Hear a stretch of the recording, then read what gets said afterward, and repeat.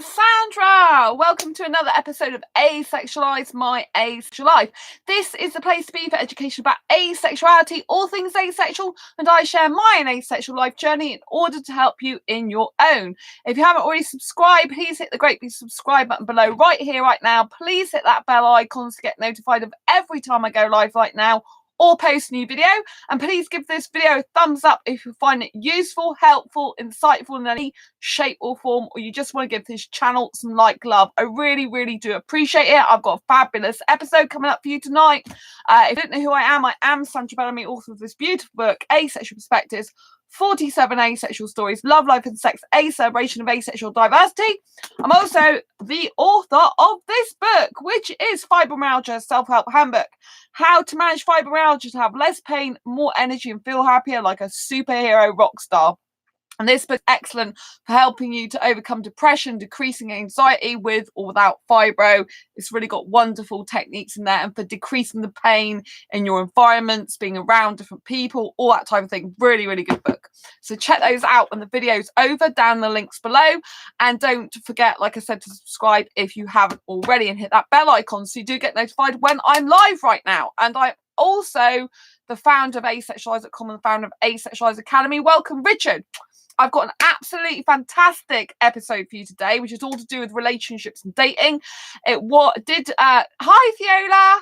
I'm really good, Fiola. I've got a lot of content for you tonight. I've got a lot of valuable content to get through for you. I have been making notes on this particular topic. So it's going to be very hands-on, valuable coaching advice I'm giving here.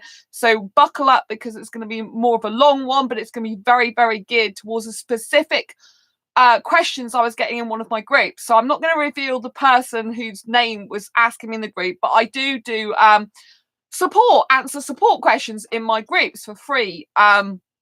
And one of the people was asking me, they are thinking about they're asexual, and they're thinking about getting into a relationship with someone, and they didn't know how basically to proceed, because the person, they said, has said to them they are fine about them being asexual. So they don't know what to do right now. They're in this predicament. They want to be in a relationship with them, but they're kind of like this person said they're fine with being asexual, but should they get into a relationship with a person who says they are fine with them being asexual? So if you are a person who's thinking about relationships or dating, or even that could be in a queer platonic relationship, or it could be in a romantic relationship, it doesn't matter. If you're thinking about getting into an actual relationship with someone who isn't asexual, and you're considering that, and you're considering whether they're being genuine or not, are they being genuine that they're fine about you being asexual? Are they just playing you? Are they just playing games with you? I'm going to give you 7 ways tonight that you can find out how they are really. Are they genuine or are they not? Right? Obviously, you have to put these 7 ways into action. So I'm going to give you the 7 ways. I have been making notes. This is a more structured live stream, and I hope it will be very useful for you going forward. I know if you're watching it in some of my groups, then you should be very interested in this information. So it's one thing to say that a person is fine, a person's fine with your asexuality, but how do you know that they're okay with you being that way in a relationship, which is the first thing that springs to mind. So first of all, you need to assess how long have you known them and in what environment. So if you want to take notes, you can take notes for this particular live stream. If you are thinking about getting to dating and relationships, or being in a queer platonic relationship, then you can take notes, because if you take notes, you're more likely to learn stuff. This is a very self-development and self-growth channel, right? It's not just a normal asexual channel. I don't think so. Just playing. So they can try it with you. Yes, Fiola. A lot of them are just playing so they can try it on with you. I do agree. But there are a few people out there that can accept asexuality. We know that because Eddie, who comes on this channel sometimes, who's in the chat, he is not asexual and he does have an asexual girlfriend. So there are exceptions to the rule. But in general, Theola, I would tend to agree with you that a lot of them are just playing with you and your emotions, and they're not really serious about relationship. But there are ways to tell if a person is genuine or not. There are ways you can help decide whether they're being genuine or not. You know, so I want to give good advice on this channel rather than just say that everyone's a player. But it is very much that a lot of the time they do just say that, and it's a different story when they get into a relationship, right? But this is the 7 different ways. So first of all, you need to analyze how long have you known them and in what environment. This is really, really important, because if you meet this person on a dating site, it is likely they are just playing you, right? If you're I'm not saying everyone's like it, but it's a higher probability because they are literally messaging loads and loads and loads of people. So the environment that you met them in is very, very important. If you met them in sort of a more so if you met them in a sort of more personal and professional development field, right? If you are like me, I'm an entrepreneur, right? I go to business seminars, right? I'm into personal growth, personal development, right? Those type of people are more open-minded and even possibly would be the type of person that would be more likely to be able to be in a relationship without sex, because they are conscious. They are a lot of the time spiritual, right? Not all of them, but some of them have more of a tendency to be that way.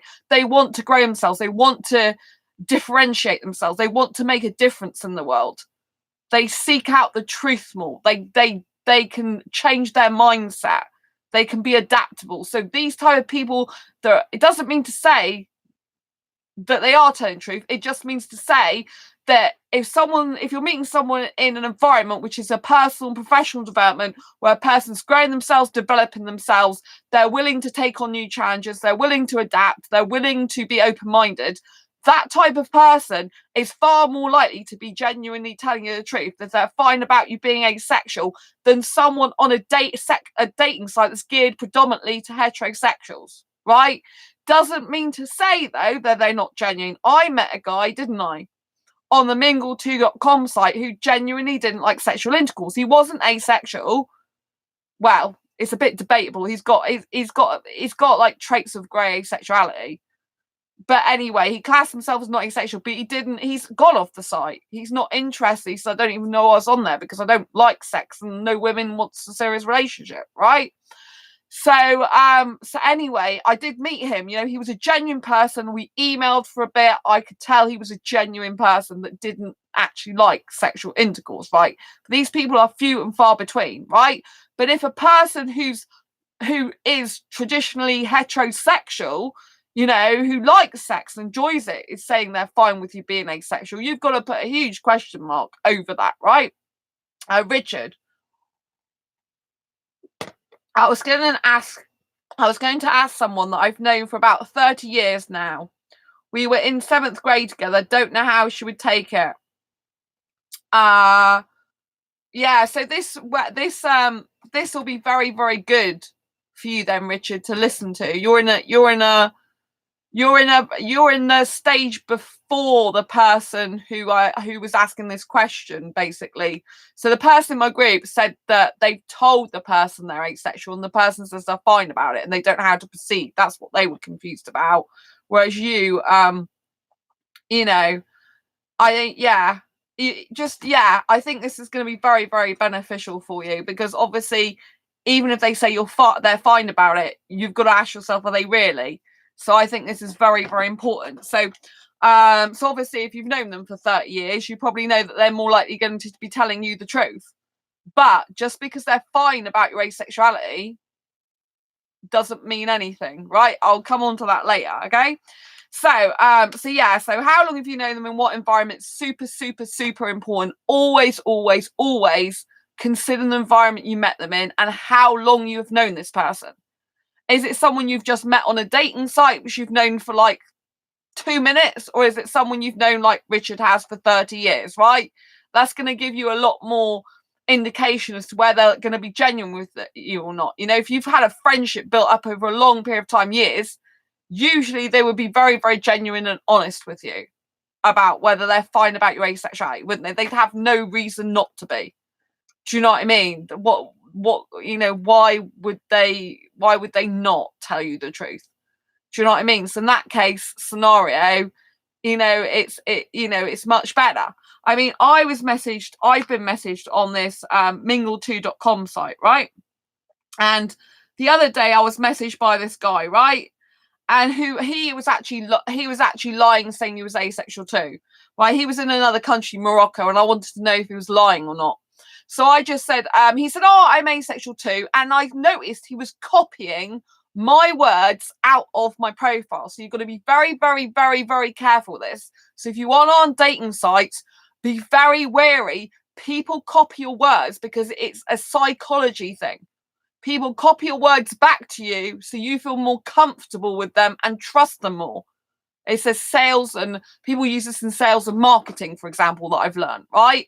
And so they can use it on dating sites. They repeat your own words back to yourself because they don't know any different. So I said to this guy, okay, where exactly specifically do you fall on the asexual spectrum? Couldn't tell me. If you're genuinely asexual, what is the nickname for asexuality? Couldn't tell me. Then he turned around and said, oh, well, I can't make you believe me if you don't want to. I got rid of him, obviously. Because he was just repeating his words. The thing, I said I'm hetero-asexual, not hetero-sexual. So he repeated my words. Hetero-asexual is not something most people use. Obviously, in asexuality, it's heteroromantic, homoromantic, panromantic. Do you know what I mean? Hetero-asexual is kind of like a word that I use a lot lately, which other people, I think, some other people are using more, especially because they've heard my videos. Oh, thank you, Richard. But do you know what I mean? But these, you know, if someone says they're asexual, ask lots of questions to find out if they genuinely are, if they're on a dating site online that's not an asexual dating site. And even on some asexual dating sites, if you have an inclination, an intuition, there's something fishy and I don't think this person's asexual, ask them questions to prove their asexuality. You know, that you've got nothing to lose. You didn't know them before you started talking to them. They mean nothing to you at that point. The more you get involved in conversation with them, the more you get attached to them emotionally, the more it will hurt you. So you're entitled to ask these things. You're entitled to ask for proof. You're entitled to ask for whatever you want, right? You know, it's your life. You make sure you're safe, okay? So there's this other guy on there today, and he is a bit odd. In the UK, as it happens. And so this is on mingle2.com site, and which isn't an asexual dating site. And I don't know if I believe this guy or not. So he's 43, which is older than I am in birth certificate age. He's looking for a relationship, but he's divorced, and I don't really like being, you know, I'm not really into being with a divorced guy or that age. But he said, hi, I'm so-and-so. I admire modern, strong and independent women, and I am a feminist at heart. I realise women are under more pressure than ever, and I always support the women I'm with. I'm polite and promise to always reply. Hope to chat soon with a kiss. That's in his profile. So you could argue that the fact he's a feminist could be a good thing, but just because someone's a feminist doesn't mean to say it's good, right? Because he could be actually... Sometimes with feminist guys on dating sites who talk about being a feminist, they are messaging tons of women. They are very drawn to lots of strong, independent women, and they're kind of more submissive usually, and they are messaging tons of them. So just be very aware that even if someone's saying something like this, which can come across as a good thing in some ways, if they love women as much as this, they can sometimes... I found asexual guys, or asexual, so-called asexual guys that do this, you know, and I'm not interested in a guy that's interested in tons of women. I like a guy who's kind to women, nice to women, polite to women, which is good if this is what he's saying and he's supportive of the women he's with. But you just got to bear in mind what they mean by a feminist, because everyone has their own takes on things. That's what I would say as well when I go through this 7 ways, is that everyone has their own perspective of life, their own take on things, their own vision, their own beliefs, you know, and their own perception. So everyone's different. There's no hard and fast rules about anything in life, but this is guidance as much as possible. Yeah. So this guy, you know, I mean, he's been private messaging me, even though I said I'm interested in a younger foreign guy, right? And he's been coming back with stuff about he likes it, you know, like he likes me because he thinks I'm because of, you know, being, or what has he said? Oh, this sometimes this jumps around. It's so annoying. It's like I just want to click, you know what I mean? Every time I try and click on a person, it keeps jumping to the other person. So the reason I want to tell you about this is to give you some some background, right? So I don't know if I can give it because it's not coming up. Anyway, so basically he's going on about he likes a strong, powerful, demanding woman. And I said, I don't really think I'm demanding. I just know what I want. Do you know what I mean? And he said to me in the message that he could, that he's happy to have, you know, doesn't need sex in a relationship, and that sex is overrated anyway. But he said overrating, which isn't great English anyway. So again, you know, just because someone says that doesn't mean to say it's true. Right. So, and obviously I've met this person, he's been talking to me for a few messages on a sexual dating site. So the likelihood of him being genuine and able to be that is debatable, right? So anyway, so always consider how long you've known them and the environment you've known them in. The shorter the time you've known them, and if it's on a dating site that's not for asexuals, the more likely it's going to mean that they're just playing you. They're playing you. They're just saying it to please you because they're interested in you. They're aesthetically attracted or sexually attracted, a lot of them cases, sexually and aesthetic together, right? But that's what they are doing, right? So number 2, okay. And this is one for Richard. I hope Richard's still watching. Right. Okay, so if you want a relationship with someone, right? Okay, if you're interested in a relationship with someone as opposed to just friendship with someone, are they okay with you being asexual as a friend? Or are they okay with you being asexual in a relationship with them? So this is a big, big, big, big question you have to ask yourself. So obviously with Richard, if Richard has known someone for about 30 years, right?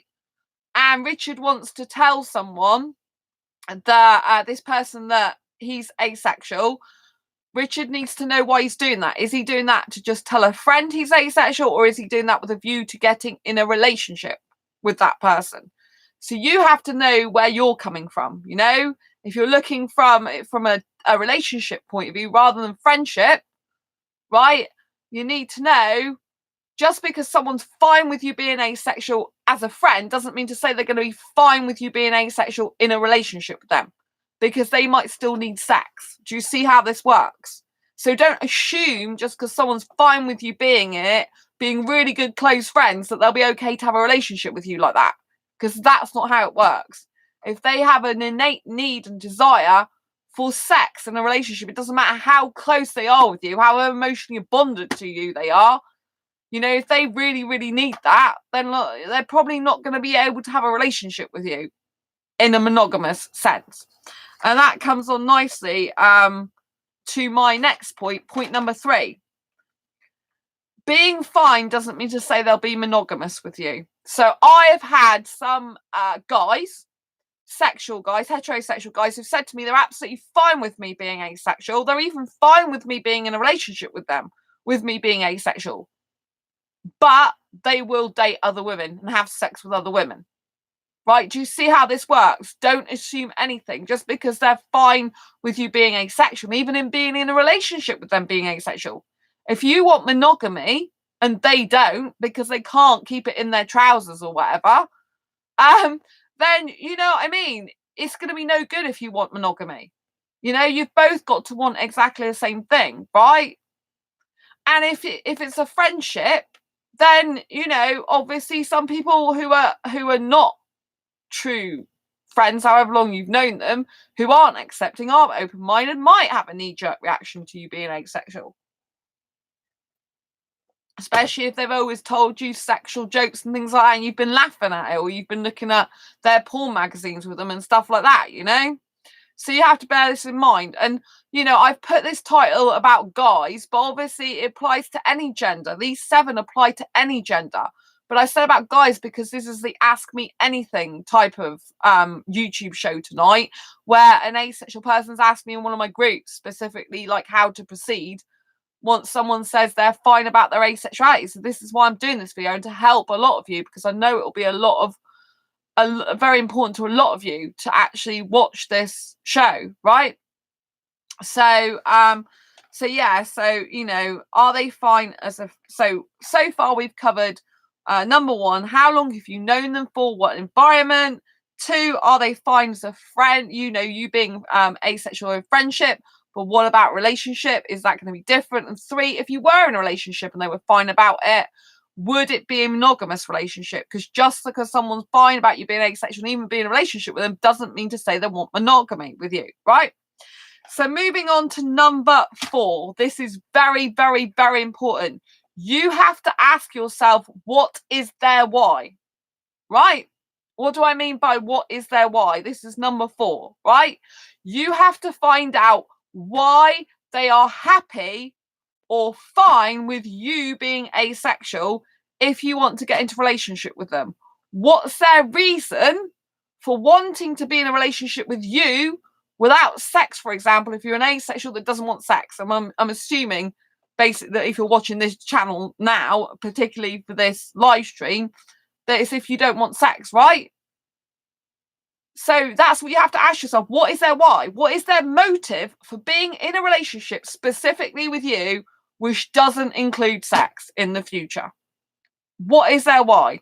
If they have not got a strong enough why they want to specifically be with you in a relationship with you without sex ever, if that's what you want, then it's not going to last. You're going to get heartbroken. You're going to be in for a lot of heartache and pain because they haven't got the motivation and the sustainability of being in a long-term committed relationship with you without sex. Without a strong why, a strong reason, they won't be able to continue that on and on and on.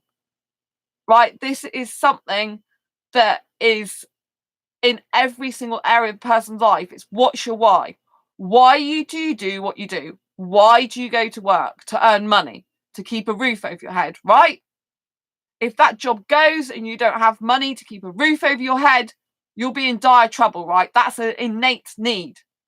That's your why. That's a huge why.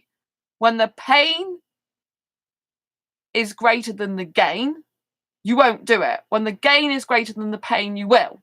So in other words, if a sexual person would like sex, but they're not sex mad, I mean, obviously if someone's really needing sex all the time, don't get into a relationship with them. Even if they say they're fine with your asexuality, just don't do it because your needs are incompatible, right? But if you've got a person that says, all right, I'm fine with you, you know, being asexual, I'm fine with us not having sex, you know, and they seem like they don't need that all the time anyway, they'd be happy without it. Ask yourself this, what is their why? What is their, oh, hi, Sam. So, just to recap for Sam and anyone else that's coming in. So this is a really important video all about how to, the 7 signs of discovering basically if someone says they're fine about being in an asexual relationship with you. Well, if someone says they're fine about you being asexual and you want to get into a relationship with them, basically, what's the 7 signs that you can discover this, right? Or are they playing you? So this is 7 ways you can find out if they genuinely are fine with you being asexual. Number 1 so far, which obviously Sam and anyone else coming to the stream, don't forget to watch it from the beginning because this is a very good video. How long have you known them and what environment? Is it a dating site or have you known them for years? 2, are they fine as a friend with you being asexual but not in a relationship? Because just because they're fine about your asexuality as a friend doesn't mean to say they would be in a relationship. Number 3 is if you got into a relationship with them, they might be fine about you being asexual and even in a relationship, but would it be monogamous? Or would they expect to get their sex elsewhere? Don't assume just because someone says they're fine with your asexuality and they're happy to be in a relationship with you being asexual, that means they're going to be monogamous and faithful to you. You have to get that sorted out. And number 4 so far that we've gone to is what is their why? What is their motive? Not yours, their motive for being with you without sex? What is their why? Why would they do that? Especially if they've been used to having sex all their life. What is their reasoning? What is their experience? What satisfaction are they going to get from the relationship? What's in it for them? Everyone, whatever they do in life, they want to know what's in it for them. Like I just gave the analogy of a job, right? If you need money to keep a roof over your head, you work to pay the bills. It's motivation, right? You don't want to not be in a home. You don't want to have nowhere to live, right? That's a huge motivation, right? If you, for example, maybe you've been treated really, really badly by a lot of people in your past, and you're not asexual, and you do meet an asexual person, and that person's giving you all the emotional support, all the love and care that you never got in your past, and you just fed up of all those type of horrible relationships you've had, then maybe that would be a very big motivation and reason for that person, you, if you're not asexual, wanting to be in a relationship with an asexual person. I'm not saying it's the right thing to be motivated about, because obviously if you've got past wounds that need healing, you shouldn't really be taking them forward to an asexual relationship.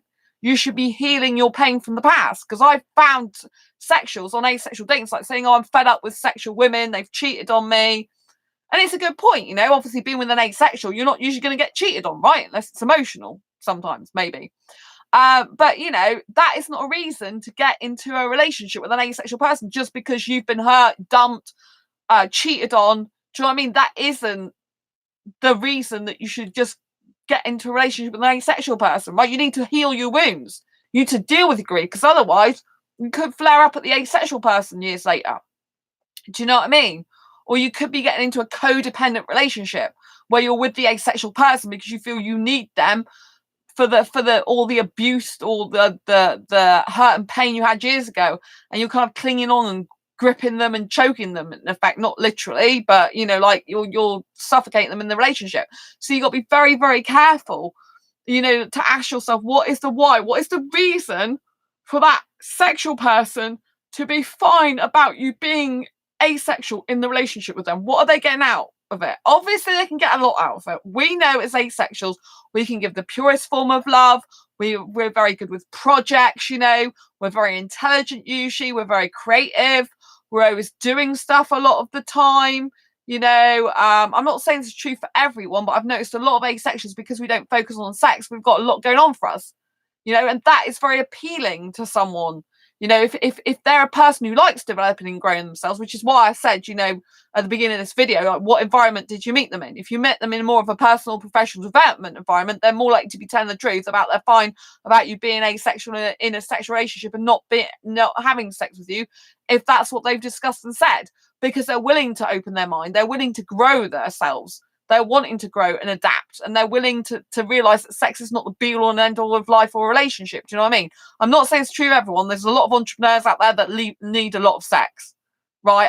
I have friends that aren't asexual, and they tell me about these entrepreneurs. I've even had one approach me myself a long time ago.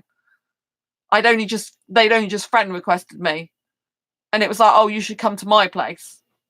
I'm actually still friends with that person because I told them I was asexual and I'm not into that, and they did leave me alone after that, you know. But it's shocking because people probably wouldn't know that this guy approached me, because it's not the type of thing that he would usually be seen to be doing in public, obviously. So so just bear that in mind. What is their why? You know, and if, like I said, if someone's in a personal professional development, you're developing yourself, you're growing yourself, they could see that if they're with you in a relationship, they would grow and develop their mind, they would grow and develop themselves as a person. They can form this deep emotional connection with you, like they haven't experienced before. They feel supported by you, they feel understood by you. I mean, all this stuff you can bring to the table, you know, all this stuff. And I think because asexuals don't focus on sex, you've got all these good points to give. But they have to see it for themselves. They have to want that and need that in a healthy way. Do you see what I'm saying? Because only then will you have a good, strong, committed, trustful relationship going forward. So that's why it's very, very important that you do take time to understand why they are saying what they're saying. And they're not just saying it for the sake of it. Because like Viola said, a lot of them can just say it. Do you know what I mean? It's not true.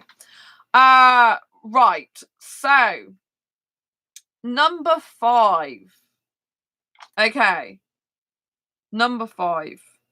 Right. Number 5. Right. Number 5. Truth will take time. So basically, the truth will come in time, right? So like anything in life, anyone can say anything in the beginning when they're all excited, they're all like pumped up. Maybe they think you're the most amazing person ever, which you probably are. And and everything's going good, right? In the beginning, the initial phases, right? But only time will tell if they genuinely could be in a relationship with you without sex, and if they're fine with your asexuality. This is why it's so important to make friends with that person first. Like Richard was saying, he's known this person for 30 years, right? That's like, you're going to be, that person's likely to tell Richard the truth, right? Because they don't want to hurt the friendship for 30 years, and why would they need to? Do you know what I mean? They're still going to be friends, I would assume. Do you know what I mean?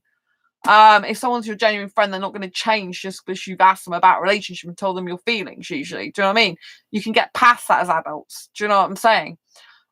You might need to take a time out away from each other if you're friends, and then you develop feelings for one of your friends and you tell them, and then they reject, if you want to use the word reject, they don't accept that, or they're not in a place where they can do that. You might need to take a few months out, or a few weeks, or some days out, do you know what I mean, to recalibrate yourself and to just grieve a little bit for a relationship that might have happened that never did. So that's normal, right? It's what you need to do.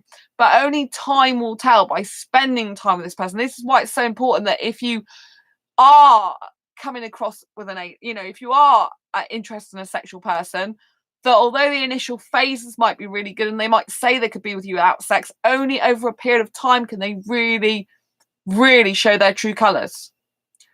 Do you know what I mean? So, for example, if I meet someone in a nightclub, right, and they said they're interested in a relationship with me, only if I see them in the nightclubs, if I see them obviously on my own with them and get to know them and all that type of thing, then that all helps. But obviously seeing how they interact with other people is very, very important, right? If I'm in a club with a guy and he doesn't pass the toilet test, then he's out. So the toilet test, if you didn't know, I'm not saying you're going to meet someone in a club, because you might not meet someone in a club, but it could be in a cafe, it could be in a restaurant, all this type of thing.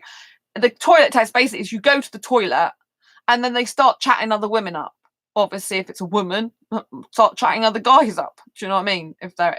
Or another woman up if they're into women. Do you know what I mean? It doesn't really matter what gender. These are principles you can use for any gender. I just say about guy because that's the experience I have, and also this woman in my group asked about guys specifically, right?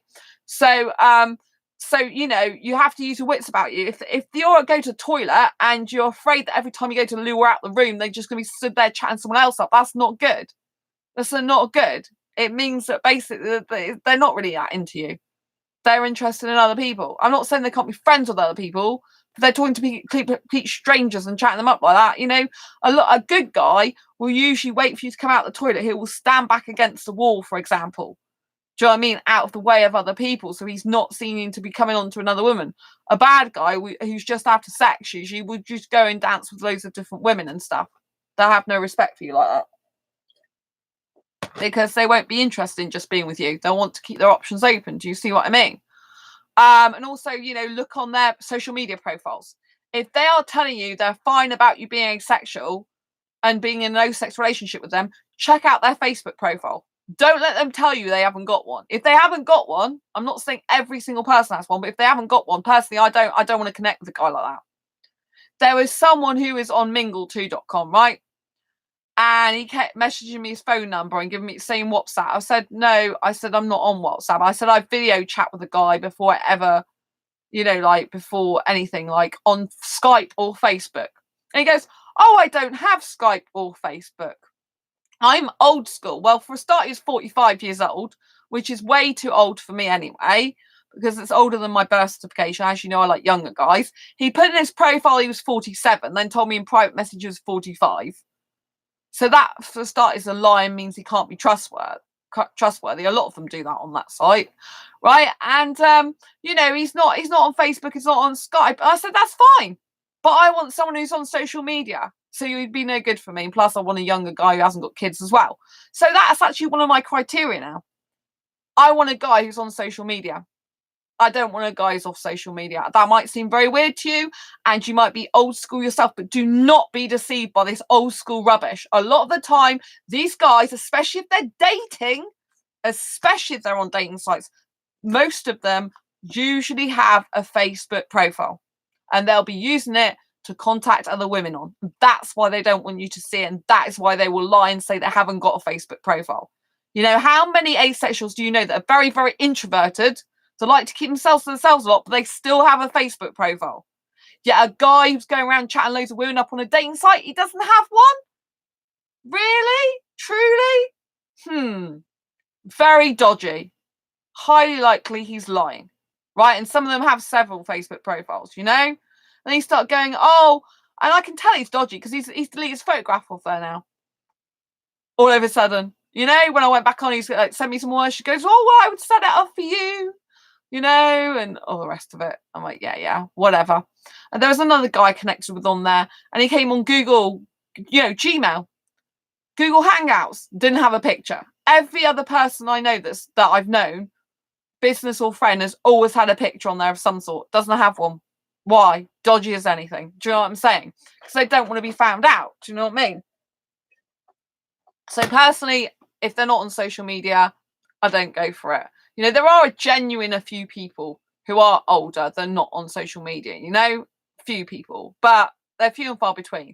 And at the end of the day, you know, if someone's saying I haven't got Skype, they can install Skype. Any older person who's even 80 can install Skype. You know, there's grandmas that Skype their relatives. It's not difficult. Do you know what I mean? In this day and age, you know, it's ridiculous. So, you know, like if these people are dodgy, you know, I don't really recommend video chatting with a person directly anyway, because, you know, they might be trying to have cam sex with you as well. So be very careful even about video chats, right? Be very, very careful about that. You know, to make sure you explicitly say to them, I'm asexual, I don't want sex. And you know, be careful of the camera, anything like that, just block them straight away, right?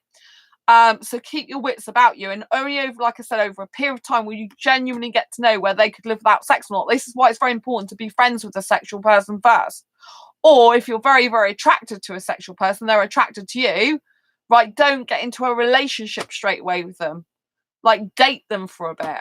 See what they're about. See their actions. Like when you're in a restaurant with them, are they focused on you? Are they looking into your eyes? Are they speaking to you? Are they in the moment with you? Or are they again looking around with other women? Like I dated the heterosexual guy, didn't I? I think it was 2017. And I went with him to a nightclub and it was like I didn't exist. It was horrible. He was a highly heterosexual sexual guy, right?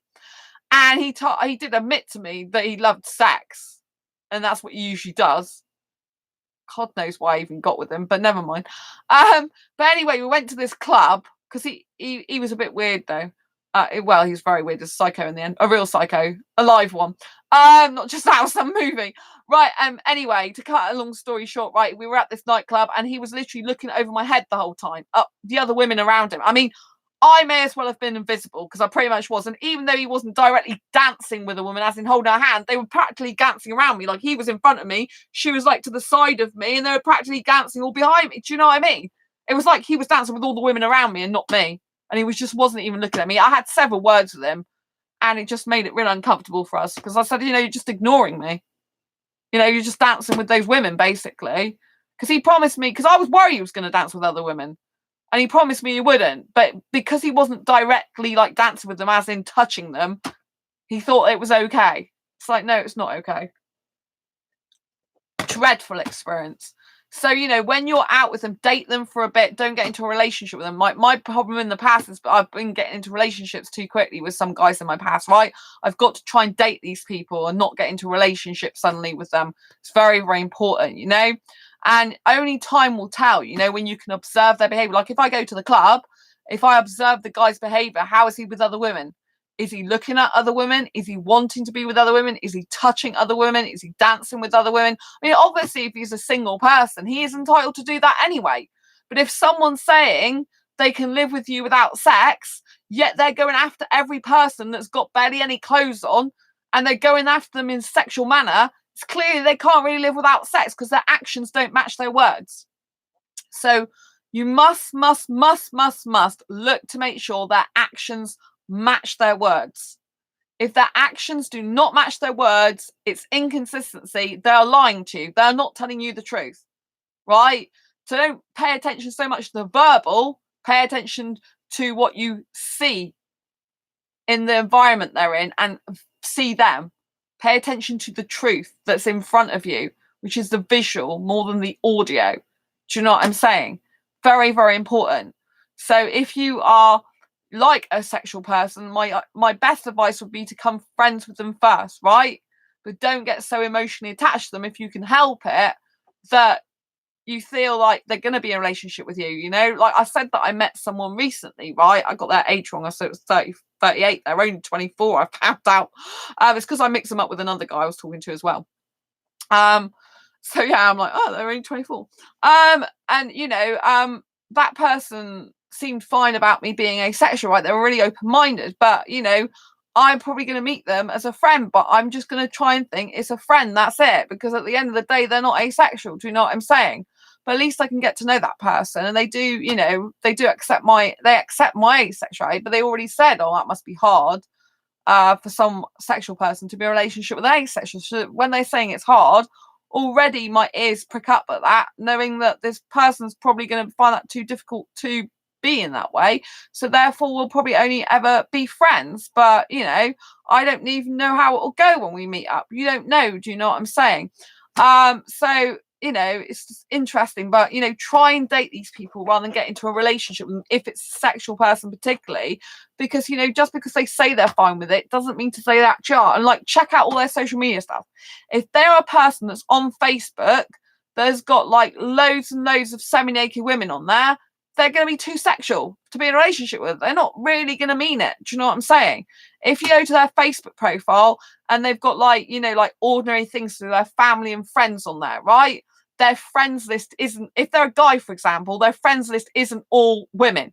If you've got a guy on Facebook and nearly every single person on his friends list is a woman, he's going around chatting loads of women up on Facebook. That's what he's doing, and collecting the women on there to to please his ego or whatever. This is what he's doing. He's a woman collector. There's a lot of them on Facebook, believe me. So a guy should really have equal amounts nearly of men and women in general, right? That's what you should be kind of looking for, or at least a third of the people should be the same gender as that person. Do you know what I'm saying? So you know what I mean? I mean, I've got women on. I got more friends who are guys in person, but I've still got quite a few females on my Facebook. I've got more guys than females, but I've still got a good amount of females on there as well, really. Probably a third of them are females or more even. Do you know what I mean? So you've got to be looking out for this type of thing, right? You know, what's their Instagram like? Are they posing sexy on a bed with nothing on their chest? Because that means basically I want sex. Especially if they put their hands near their crotch, right? These are sexual poses, sexual positions. So again, don't pay attention so much to them saying they're fine about you being asexual.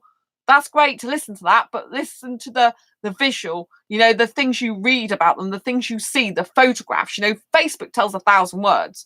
I mean, I know the guy I connected with today, the young guy, foreign guy that I'm going to see as a friend. I know from looking through his Facebook, he's a very good guy. I know that.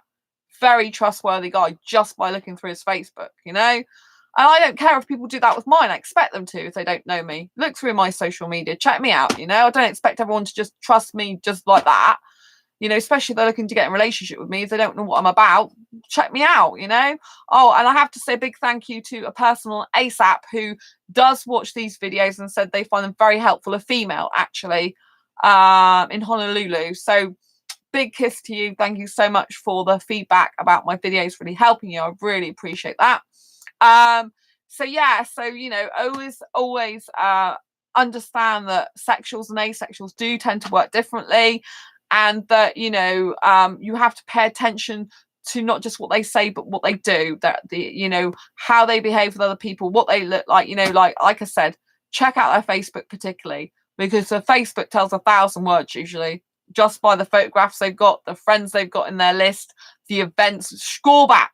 Don't just go back a few months. Go back at least a year. I've been back like 3 years sometimes with people's Facebook profile.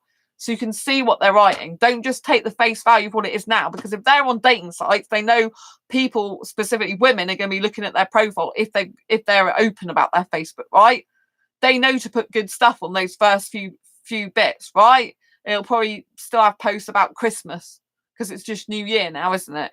Well, it's near the end of the beginning of January of the new year, like January phase. Do you know what I mean? But they'll probably have posts about Christmas. So go back before Christmas. Go back to see if they're getting drunk at Christmas. See if they're getting high on drugs, for example. And they're writing, especially if they're young. I'm not saying it's just young people that do it, but you know what I mean? If they're a person that you don't know very well, because I'm on sexual dating groups on Facebook, right? And I've had guys who friend requested me who wanted to date me on there, right? And I've looked at the guy's profile, right? Because I'm into younger guys. And some of them are like getting smashed off their face on alcohol or drugs or cigarettes. I don't want a guy who smokes. I don't, like a lot of the guys, they drink. You look through their pictures and you'll see them with pints of alcohol, at pubs and stuff like that. Or you'll see them. I saw one in there and he had to go to court. Do you know what I mean? And stuff like this. And it's just like, you can tell a lot. So check all that type of stuff out. I mean, obviously that's not to do with necessarily sexual attraction as such, the court thing, but you want to check that they're a good person for you as well. Do you know what I mean? Which brings me nicely on to the next point, right? Number 6 is, have you got stuff in common, right? Have you got hobbies, interests, values, beliefs, and morals in common? Because just because they're fine about your asexuality doesn't mean to say they're right for you to be in a relationship with. I don't want you to get into a relationship with a sexual person who says they can accept your asexuality and fine with it, but really they're no good for you. And this is a danger. This is a danger I'm aware of even for myself, right?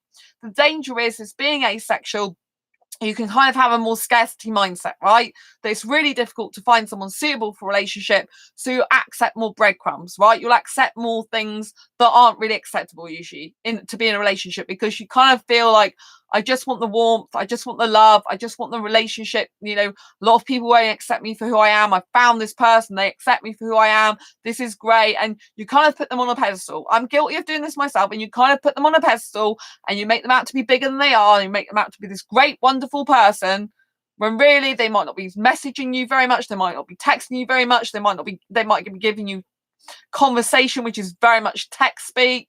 Limited available conversation. They might not be engaged in your emotions and having deep connection with your intelligence. Do you know what I mean? They might be giving you just breadcrumbs and snippets because, and you think as an asexual person, I mean, I'm like I said, I'm guilty of this myself. I try and get better. I'm trying to improve. I'm always trying to improve myself, as you know. I give my experience on this channel to help you, but it doesn't mean to say I'm not going through my own experiences, right? And sometimes, we accept more breadcrumbs from people because it's difficult for us to find someone. I know how that is, I know how it can feel just to want that warmth and to hold someone, right? But always remember, it's better to stay single than be in a relationship that is abusive or lacking in what you need it to be, that's just giving you breadcrumbs, that's just seeing you when they want on their own terms, and just treating you a bit like a doormat. But be very, very careful of this. Be very careful. What things have you got in common? Because this is part of what's the why. What's the why for you being in a relationship with a sexual person?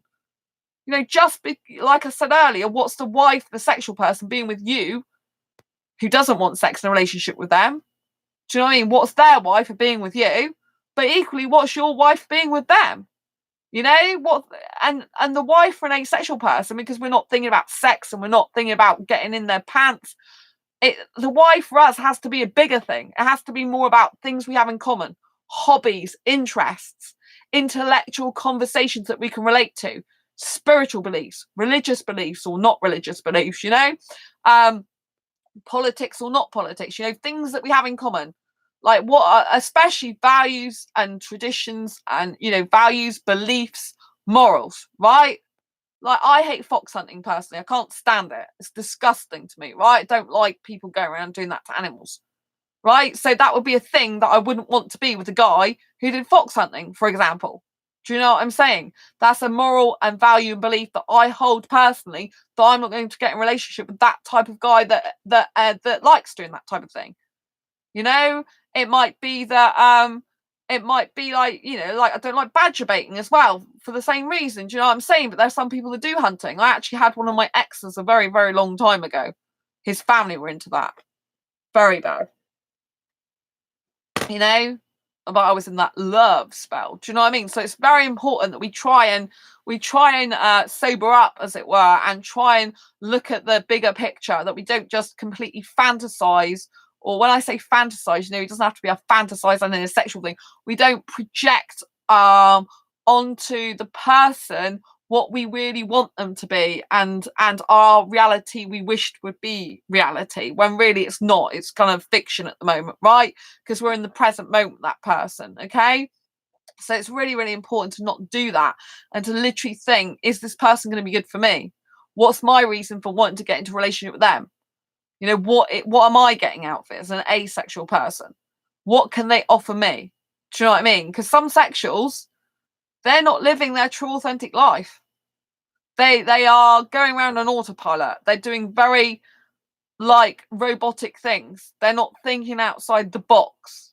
Do you know what I mean? They're not used to someone who's having a different life, which the asexual life is different. Let's face it, it's not normal in the great scheme of heteronormativity or in the great scheme of society, is it? Right? I mean, it's different. Our lifestyle tends to be a bit different. Do you know what I mean? Because we're not geared towards sex. We're interested in doing other stuff. Do you see where I'm coming from? So you need to be thinking, how down the line, if you're with this person for 1, 2, 3, 5 years, 10 years, how's it going to work? How's that relationship going to be sustainable when one of you doesn't want sex and one of you does? What's going to bind you together? What's going to bind you together in that relationship without the sex? Obviously, as an asexual person, you've got the answers more for this, right? But you need to know that it's mutual, backwards and forwards, not just you wanting that and they don't. Do you see what I mean? And you've got to make sure they've got other things to give you. If all they've got is doing a 9 to 5 job and really just want to come over and have sex or watch TV, you might be all right snuggling up with TV, but you might think, well, I want a bit more. Like, I'm not having the sex, but what about doing creative pursuits together? What about hiking together? What about doing artwork together? What about playing video games together? What about, you know what I'm saying? You might be looking for other things which they haven't really thought about so much, because their life previously to you was geared more towards sex and sexual attraction, sexual experience. Do you see what I'm saying? So it's very important to look at the bigger picture and think, what have you got in common? You know, and what is your why for being with them? And what can they bring to the table? What can they do that's good for you? Not just you for them. I know asexuals can be very faithful, very loyal, very loving. They can give a lot, I think. I think as asexuals, because we love emotionally, we've got a lot of emotional investment we put into other people, especially someone we're in a relationship with. I mean, even obviously friendships we do, right? We put more emphasis on friendships. We invest more in our friendships, our close friendships, right? We do that. But you have to ask yourself, from the point of view of, if you just meet a sexual person, you haven't known them very long, what are they going to, you know, get from the relationship from you, because they don't know you very well, and vice versa. You don't know what they're capable of, or what they like, what they don't like, right? So it means, again, getting to know them over a longer period of time, building up a friendship with them, building up some sort of observations with them over a longer period of time. Like when I'm in a club, it's going to be great to connect with a person, but the only reason I'm going to know more about them is if I date them, or if I see them, how they react with other women, react with other people around them. Are they nasty to other people? Do they snap at the bar person? I know some of you don't go, well, a lot of you don't go to clubs, so it doesn't just apply to clubs, right? It's like if you meet at a cafe, what are they on? Are they sat on the table looking at you, or are they having their cup of tea and they're looking behind you like this, not really engaged with you, not really looking at you? Are they just saying one word things like hi, and you're having to do all the talking? And they don't know what to talk to you about, because they know that sex is not on the table if they're taking it seriously. And they're like, they don't know what to talk to you about, because there's not that flirtiness, chatting up that they can do with other people. Do you see what I'm saying? So you've got to take all this into consideration, you know? All of these type of things are very important. And number 7, my 7th way, is intuition, which is something that I have a lot of, but don't always listen to. admittedly, when I should do. Well, I do listen to it, but then I sometimes go against it, which isn't a good thing. It's a bad habit of mine, which I need to change. But usually my intuition is always right. In the end, one way or the other, it's always right. And with intuition, it can be a funny thing. Sometimes your intuition can take you down a bit of a path that might look like a red herring or a very bad thing, but I don't believe there's any bad things exactly. I believe everything happens for a reason. So I believe even if you go down a path that may not lead to the right way, maybe you do things wrong, you're not perfect, things don't go according to plan, you had a good heart, good faith that that person was meaning what they said. Maybe you do have this whirlwind romance, maybe you're a romantic asexual and they just sweep you off their feet. They sweep you off your feet, sorry, and and maybe you do get into a relationship quickly. It happens. It's happened with me, as you know. I'm not going to deny it. It sometimes happens, right? And then you're like, and then the reality hits you. But a lot of the time you do know intuitively what's happening. But maybe sometimes your intuition gets off and it says do this. But sometimes, even if you're in that type of relationship, you can learn something from it, even though it doesn't work out. Do you know what I mean? You can learn something about yourself as well, maybe. Not necessarily just about the person, but about yourself. Do you know what I mean? So I don't think sometimes it's always black and white and there's always a right or wrong way of being or answering. Sometimes you have to allow yourself to experiment. Sometimes you have to allow yourself to take the time to observe the person or observe yourself. A lot of the time when we get into relationships or think about getting into relationships, there is sometimes something lacking within our own life or within our own personality that we need to improve on. But I also think it's good not to be too hard on yourself as well. Do you know what I mean? Because none of us are perfect. We're all having a human experience, and sometimes we need different experiences. Maybe we don't think we need them. Maybe they're not good for us, but sometimes we kind of need it to appreciate the good better and to distinguish more between the bad and the good for us. Do you know what I mean? If we don't have any bad experiences, we can't always understand how good something is, right? Like some people, there are very few and far between, but there are a few people in the world that haven't been a good person in a relationship, and they get with someone and that person does actually change their life, but they can't see it at the time, and they don't treat that person very well, and they have to split up. And there's very few, but it does happen occasionally, that the person goes away, realizes what they've lost, and they actually do change and commit to change and really do change and come back. It's very few and far between. I do know it can happen. I know a woman, not asexual, but she was cheated on by her husband. They were very, very young. They had a kid together. And then years later, I think he went away in the army or something. Then years later, he came back into her life. And they did actually, she forgave him, trusted him again, and they got remarried. So I also I had a friend in childhood, and her mum and dad split up later on in life because his work took over, and she was the type of woman that's very strong-willed, more of a dominant type of person, I see, and she's a very strong-willed woman. Husband was working all hours. She felt the job got in the way of their relationship, so she and him split up. They were going to get divorced. They lived in separate places. They were always trying to get this divorce. She had a relationship with someone else. He had a relationship with someone else, and he retired from that job. And they got back together, and they've been living together ever since. Not going to get a divorce. They'd stay married. So do you know what I mean? Sometimes things can work out really weird and strange. Sometimes everything's not clear or black and white. Sometimes there's nuances. Sometimes things happen in life that you can't foresee at the time.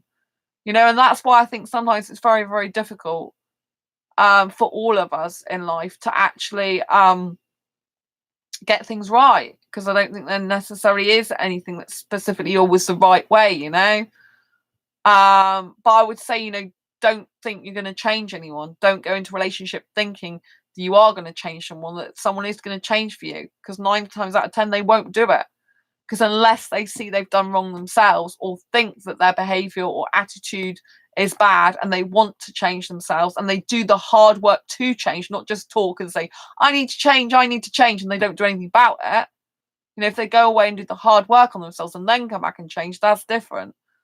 But I think, personally, even I've learnt myself that I am a healer type of person. I do get drawn to people who are in situations that maybe not so great for them emotionally, and I see their soft heart and I kind of do want to heal them. I want them to stop their bad ways. I want them to change. I want them to be a better person. I see something in them that they don't actually see for themselves. But that is the key, you know. Just because you see something for another person doesn't mean to say they see it for themselves. And if you've ever watched the film Sliding Doors, I don't know if you've ever seen that, it's an amazing film. It's about someone who can take two different paths in life. That, you know, the doors that slide when, like, I don't, you know, like they go round, they revolve. It's a revolving doors when you go out of a building, right? And this person can take two life paths and they go around this revolving door, and they do it twice to have different life.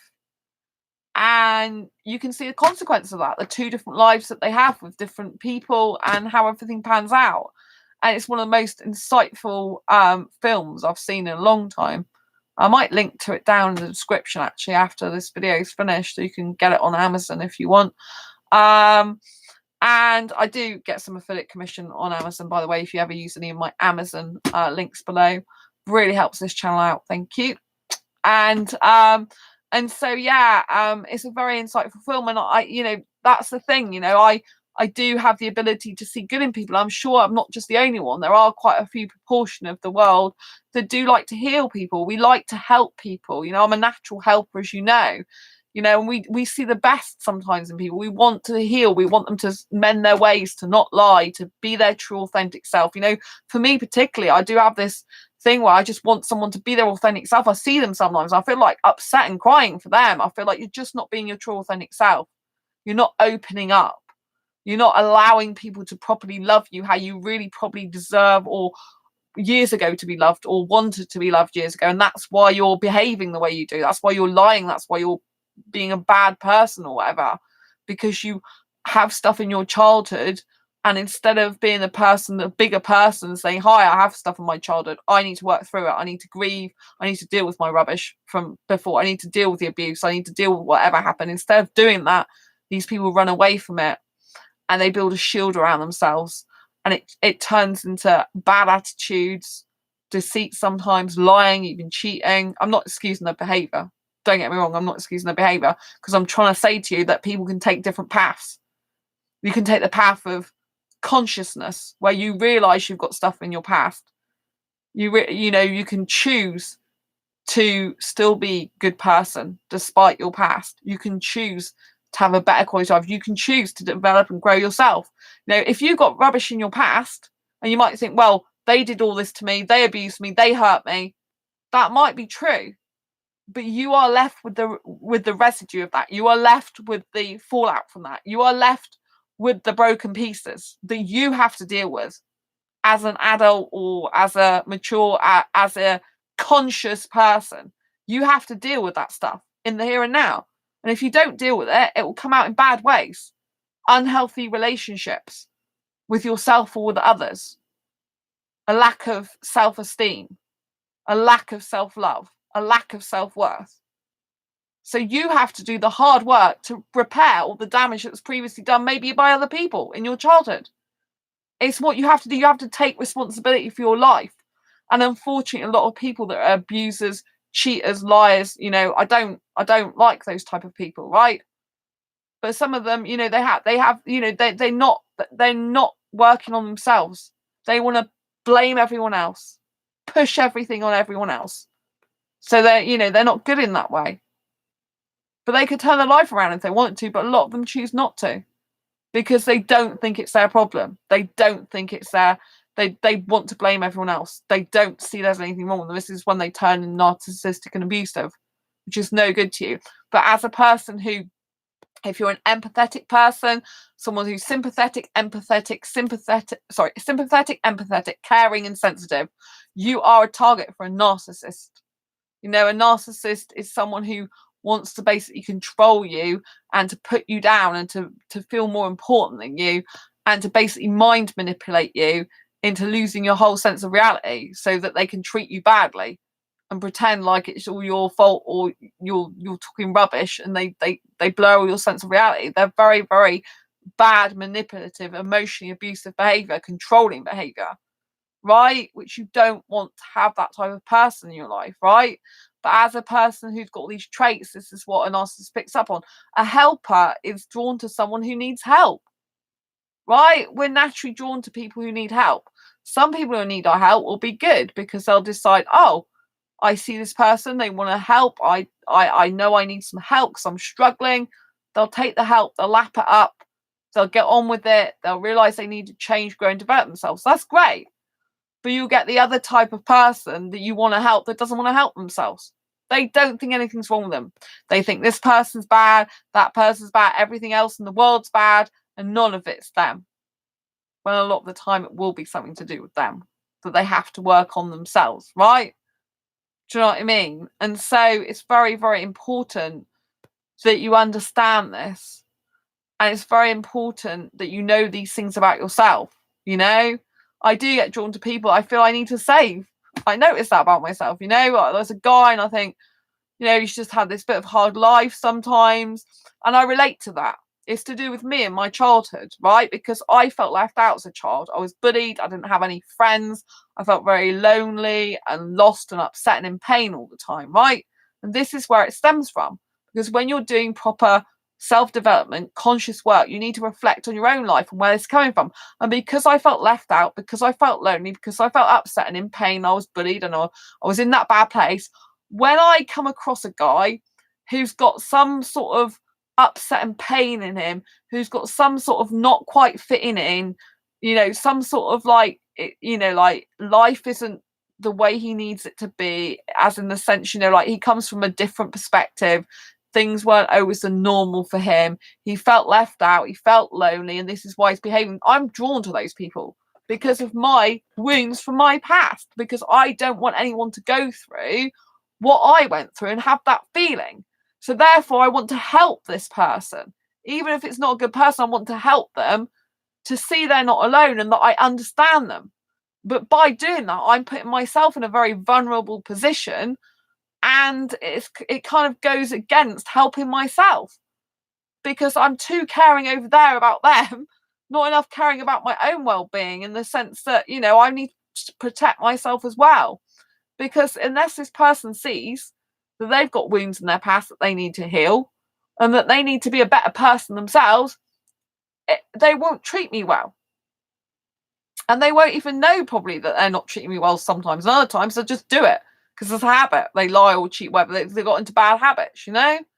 So as people ourselves, we have to do a lot of self-reflection, and we have to understand that when we're drawn to certain people, for whatever reason, we have to understand it's usually a specific reason of why, and it could be buried.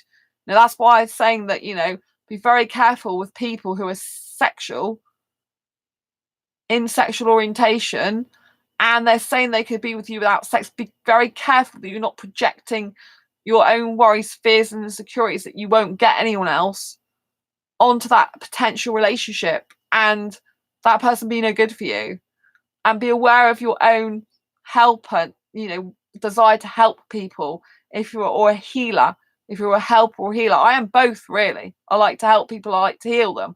That's my true natural nature, but I've got to be careful of that because people prey on that.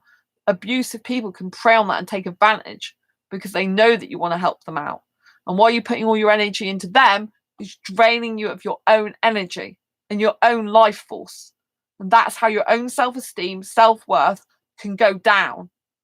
And the power goes to them and you lose your power. And you're like, oh, what the hell happened here? Right? Do you know what I'm saying? And you become a bit more miserable and you become a bit more dissatisfied with life and you think something's wrong and off. Your intuition tells you it is, which is true. So I always say go with your intuition. Like if you are scared or fearful of doing something, that is for a reason, right? And as asexuals, right, as an asexual person, I do fear about being in a relationship or potential relationship with a sexual guy and a heterosexual, because I know a lot of them aren't good. They lie. You know, the only way I'll become comfortable with that scenario is if I've known the guy for a long, long period of time and I know he's genuine and I see how he reacts with his friends. I see the way he treats his family. I see what his social media is like. I see him in loads of different scenarios with me. Maybe I even see him in some intimate scenarios. You know, we get to the stage of kissing, but I know he's not pushing me for sex. Do you know what I'm saying?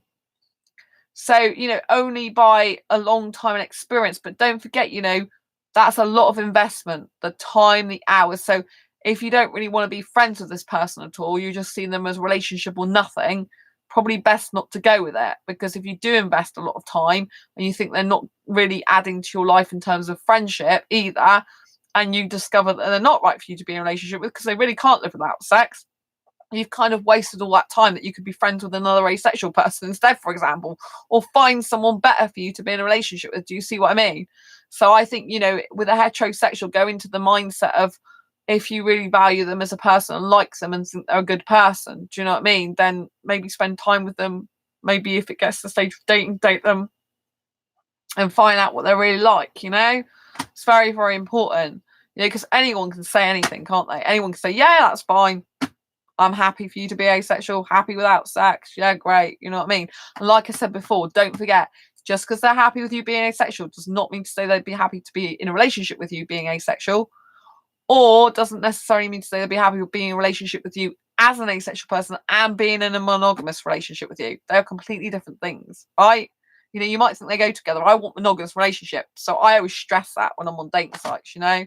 I want a no sex ever, committed, monogamous relationship. That's what I say, all clumped together, right? Because a lot of people might think, oh, that's great, I can be with her and have sex with someone else, which I won't accept for me. Some other asexuals are different. To me, I deserve as much monogamy as a sexual person does. And if a sexual person can't be in a relationship with me without sex, then I'm not that person's person. They're not mine. Do you see what I'm saying? So please, please, please do err on the side of caution, because a lot of sexuals, they do lie, right? So if you're looking for some of the signs that they're lying, right, it's inconsistency, right? They're telling you one thing but doing another, right? So they're telling you they can live without sex and relationship, and like I said, their Facebook profile is full of semi-naked women, or even references to sex and jokes they think is funny, right? I'm not saying asexuals can't make sex jokes, right? But I'm saying, you know, if you're dealing with a sexual person who's making sex jokes, they've got sex on their mind, right? And like, you know, if you are getting physical with them, watch where they're putting their hands. Watch how their body is reacting to your body, which, you know, it might be natural. If they have erections, excuse me for saying that, but, you know, if it's a guy, they usually will. It's a natural thing. You can't stop their natural processes like that, right? But you can see how they treat that situation, where they're treating you disrespectfully, where they're trying to get more out of you than you're prepared to go. Do you see what I'm saying? So be very, very careful, you know, and like really pay close attention to their, you know, to, like, for example, as a heterosexual guy, pay close attention to the women they're speaking to. The women, you know, like, are they a type of family guy, right? Who's young, for example, they like speaking with their family friends. The photographs are very like platonic type of looking. People are all clothed up, you know, they might be going to social functions together, they might be going to a restaurant together, they might just be going out for the day and having fun in a park together. You know, these type of normal type of situations are fine, you know, in general, you know what I'm saying?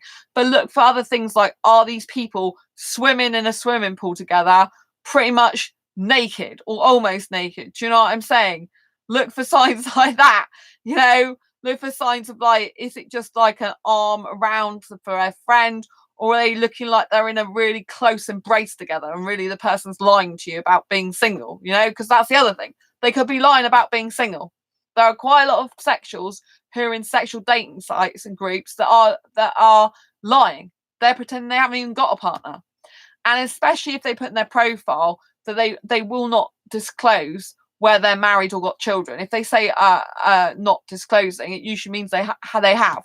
Some people are in relationships, right? And they just, you know, they're video chatting with other women, even though they're married men, you know, video chatting with other women, texting other women, trying to have online relationships with other women. It's very, very more common than you think. So just be very, very careful of all this stuff, you know. If they're saying, oh, they're really into you, but yet, you know, you come out the toilet or whatever in a cafe, and then he's there chatting up another woman, and with a guy, right, with a sexual guy or any sexual person, their body language is if they're turned in. So, for example, if I'm I don't know how to do this so you can see, right, but basically, they will structure their body so they're turned inwards. So it's a sexual attraction thing. So if I was sitting next to a guy right now and I'm sat like this, right, I'm kind of sat just like, you know, separate to them, like they're my friend, right? But if I'm fancying them, usually sexually, this is what a body language thing is, I'll have my leg, for example, over there, and it'll be pointing towards the guy like this. Do you know what I mean? This is like a sexual attraction pose. So your leg or your feet will be pointing towards the other person because you're attracted to them. And the guy will be doing sort of, its guy's body will be into yours a bit more. So that's usually with sexuals how you can tell they're more sexually attracted to each other, because their bodies will be facing inwards a little bit. You'll be able to see it. Their legs and maybe their shoulders more, you know, really kind of getting into it. Obviously, there's exceptions to the rules, you know, but in general, I mean, I do something which is supposed to be like a big attraction thing, but it doesn't have to be sexual attraction. But sometimes I just like doing it. And this is when they fiddle with your hair. Like if a woman fiddles with their hair like this, it usually means a lot of the time they're attracted to the guy they're talking to. But I used to do that quite a bit in my old job, just used to do it. And if a guy goes like this, it means they're attracted. Again, it might not be sexual attraction.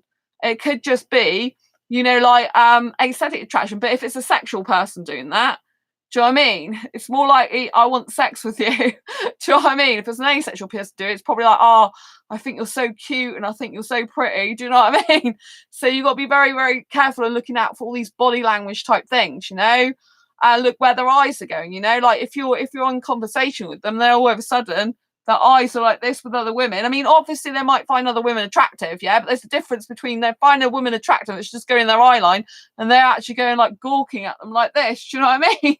It's you know, I mean, I've been in the past with guys like that. It's so distracting. You're like, hello, I'm here. Yes. Do you see me? Or are you just busy looking at other women?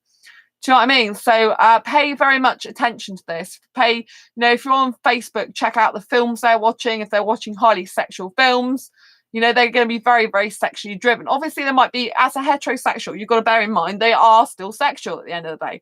So they might still watch some sex stuff, especially before they met you. Excuse me, but if they've got a huge proportion of their Facebooks like sex films, especially if they're in groups that are to do with sex, right?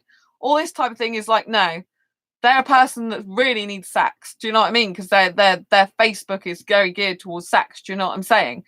So, you know, always bear this in mind. Like I go through people's groups, like if they do groups like, you know, like book clubs and walking groups or maybe even friendship groups, you know, if they've got stuff like this, that's cool. But if they've got like, they're in all these, finally seeing a live stream again. Oh, hi, Abnormal.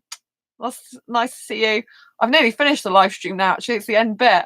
So I have to like watch the replay a lot of this. But, so yeah, again, you know, like check them out, like in the, like I was saying, on their Facebook, if they've got if they're in a lot of dating groups. So if they're like men dating older women, men, you know, like if they got like women strippers, or they've got like men like, you know, like lots of dating, like men dating Asian women, men dating Chinese women, men dating Australia, you know, men dating UK women. If they got anything like that all over their profile, you know that they're literally just looking for a woman to basically, any woman to have sex with, pretty much. Do you know what I mean?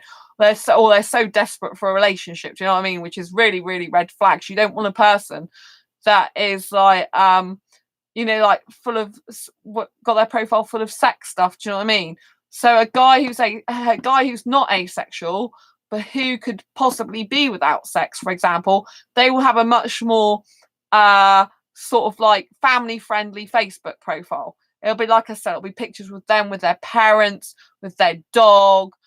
Maybe, you know, maybe they've been to the shops, maybe they're traveling, they've taken pictures of where they've traveled to. You know, and on their profile they'd be like kind of like in more asexual type of stuff, like, well, I say more asexuals, like more films that haven't got sex in them, for example, you know.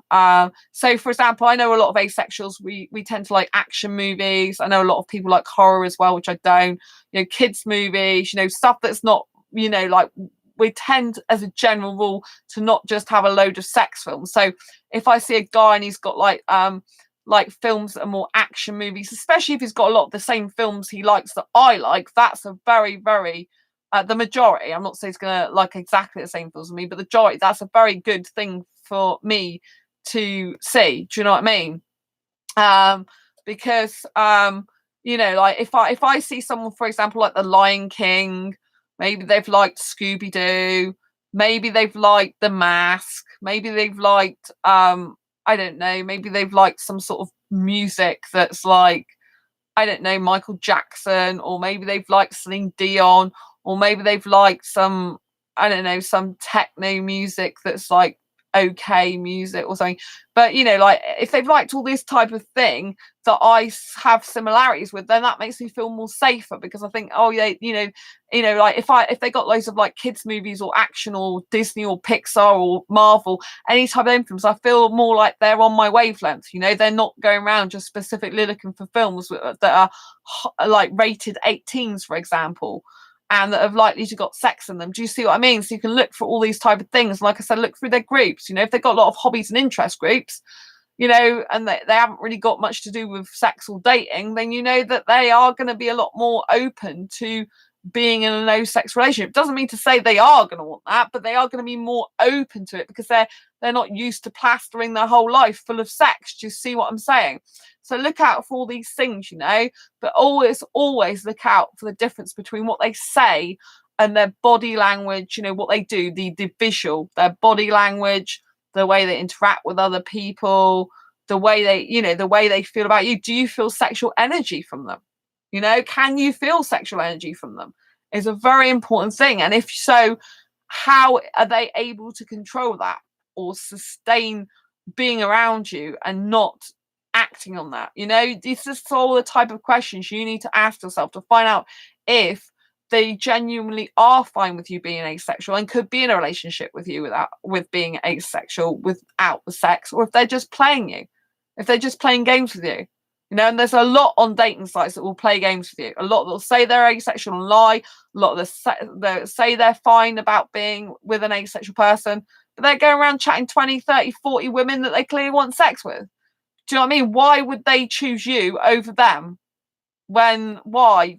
I mean, I'm not saying you're not valuable enough, but I'm saying why, from their point of view, would they be? You know, I think obviously asexual love's far more valuable, but a lot of people who like sex, they need that in a relationship. It's an innate need of theirs.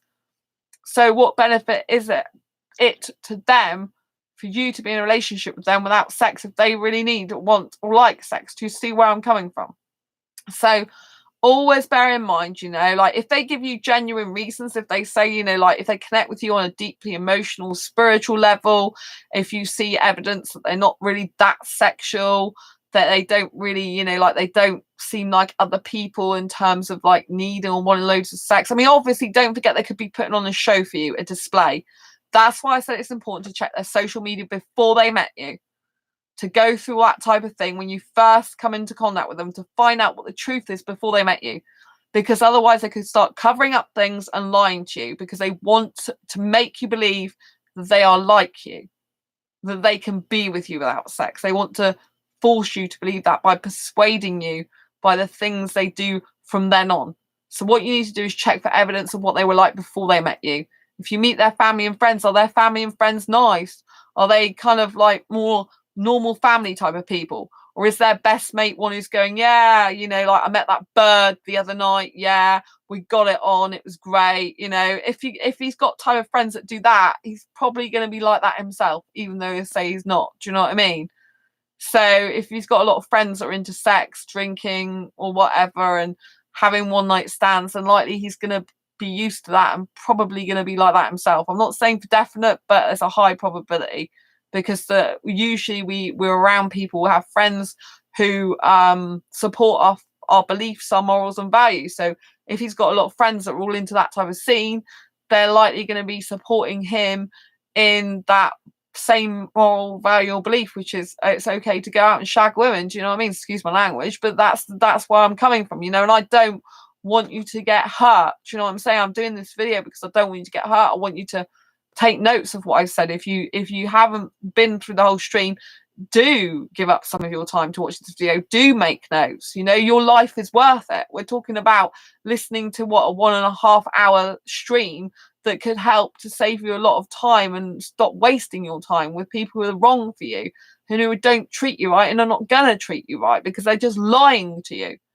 You know, especially if they do it really quickly and say, oh yeah, I'm fine to be in a relationship with you. A lot of people that need sex, you know, they will admit, if a person's even considering about being with you and they're not asexual, they will probably likely say, well, yeah, I do usually like sex, or I have liked sex before. It's something I would usually want in a relationship, but I'm very interested in you, very interested to see where this goes, and I really want to get to know you better. Do you know what I mean? But they would admit that they've been sexual before. They would admit that they're heterosexual. They would admit that they have sexual attraction, that they usually want sex. You know, they would admit that type of thing. They wouldn't keep it and pretend and lie and go, oh, I don't like sex either. You know? And the people that are liars, they just really want to get in your pants or want to manipulate you. They'll be the ones that will tell you, oh, well, I'm like you. I'm just the same. When clearly they're not asexual. So why would they be the same as you if they're not asexual? Do you know what I mean? A lot of the time they're not. It's just a lie. And I think as kind, caring, hearted people, we really want to believe them. We really want to believe them. You know? Even I do want to believe them. You know, like if they say, I really don't like sex either, I want to believe them. Do you know what I mean? Because we like people to believe people are like us, you know, so we can relate to them, so we can feel comfortable with them, especially if we really like them emotionally a bit or have a little bit of attachment there. So just be very, very careful, you know, be very careful that you don't get hurt and upset and in pain. But also, you know, there are a few sexual people that can be in a relationship with an asexual without sex, you know. That does happen. I mean, even in my asexual perspectives book, this one here, there is a person who is asexual with a bisexual. And the bisexual didn't mind, you know, they could live without sex, it didn't bother them. You know, and like I said, is a guy who comes in the chat called Eddie, and he is not asexual, but he's got an asexual girlfriend, and he's changed his ways. He used to be very different. He used to be the opposite. He submitted, you know, and he came on this channel and you know, before as well, as in came in the chat and we did a video focused quite a lot on his personal story, you know, which is very inspiring, you know, and he does support his channel a lot, you know, and there are other sexuals that come here on this channel in chat and they do support it. So there's some people that are very open-minded that are, you know, that are heterosexual, for example, that could possibly accept an asexual person, but could they accept them to be in a relationship? That's the big question, isn't it? So again, it's something you need to find out and discover, and you'll only really know that for definite more over a period of time. Obviously, no one knows it about from the person themselves. You know, there's a lot of people leading double lives these days. Like I said, I get messaged by married guys, you know, guys wanting to video chat with me that are married and all sorts of stuff. So sadly, there are a lot of people out there, but you just have to take your time with the person, find out their moral values and beliefs. Are they a family person? Do they believe in honesty? Is honesty, you know, integral to their being? Is honesty something they fight for? Is honesty something they can't do without? Because if they really value honesty, and you know that for a fact, and they're a very honest person, they're very open, then you know that if they say they can live without sex, then they're really likely to mean it. You know, obviously everyone has the right to change their mind.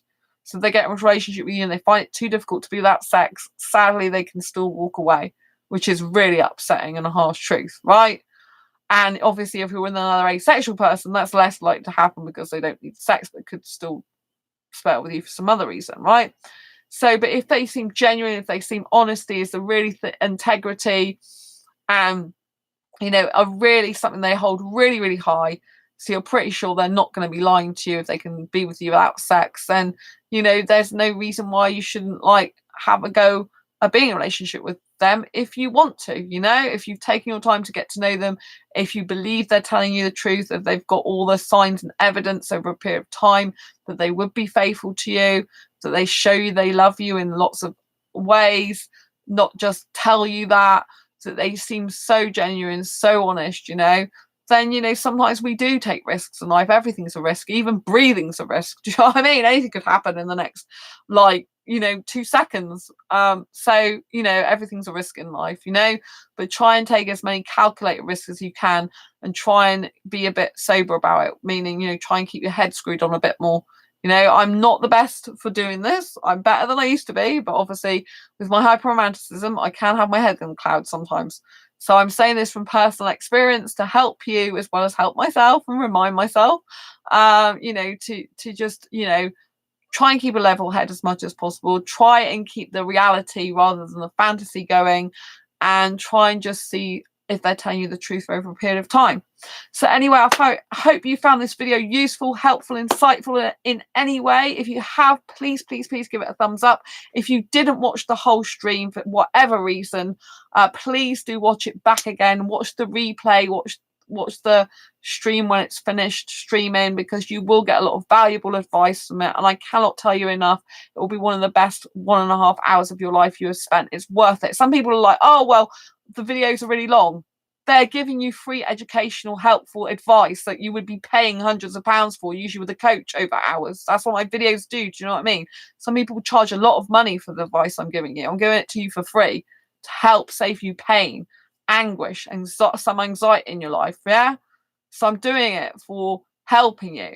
If you can't put an hour and a half aside of your own time to spend working on yourself, your personal development and growth and learning and developing and recognizing all these things, then you're doing yourself a disfavor. I mean, it's at the end of the day, I'm still going to be here helping the people who want my help.